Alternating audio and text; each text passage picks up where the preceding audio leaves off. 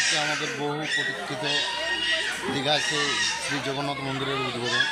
আমাদের মাননীয় মুখ্যমন্ত্রী বাংলার তিনি আজ উদ্বোধন করবেন। সেই উপলক্ষে আমরা আজ মহাসাড়ম্বরে এখানে উপস্থিত হয়েছি দক্ষিণ বাসুদেবপুর মন্দিরে।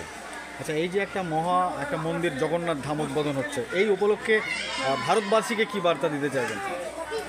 ভারতবর্ষকে আমরা একটাই বার্তা দিতে চাচ্ছি, আমাদের মুখ্যমন্ত্রী সম্প্রীতির মুখ্যমন্ত্রী, আমাদের হিন্দু মুসলমান ভাই ভাই তার সম্প্রীতির আজ উদাহরণ তিনি তুলে ধরেছেন দীঘার সেই সমুদ্র সৈকতের উপকূলে।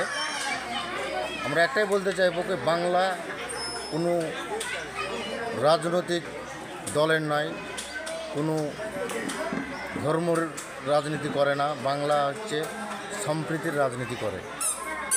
এটা আমরা মানুষের মধ্যে এই বার্তাটা আমরা তুলে দিতে চাই, আর আমাদের মুখ্যমন্ত্রী সেই বার্তাই আজকে দিচ্ছেন। আপনার নাম এবং পরিচয়? আমার নাম মোহাম্মদ জামাল উদ্দিন, বালিগ্রাম গ্রাম পঞ্চায়েতের প্রধান। Thank you.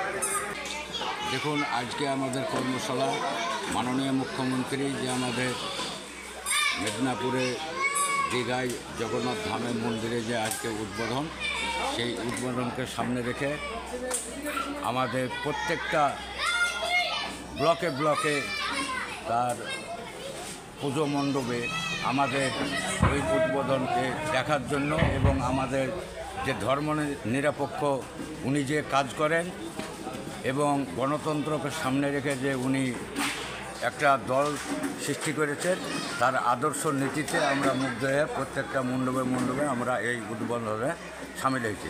আমাদের হিন্দু মুসলমান সমস্ত আমাদের পশ্চিমবঙ্গে যে ভ্রাতৃত্ববোধ আছে, এটা যেন চিরদিন আমাদের অটুট থাকে, এটাই আমরা আশা রাখি। আমরা চাই না মানুষ আমরা কারো সঙ্গে ঝামেলা ফাসাদ তার সঙ্গে আমরা জড়িয়ে থাকতে চাই না। আমরা হিন্দু মুসলমান ভাই ভাই সমস্ত একত্রিত মিলে আমরা যেন বসবাস করতে পারি, এ আশা রাখছি। আপনার নাম?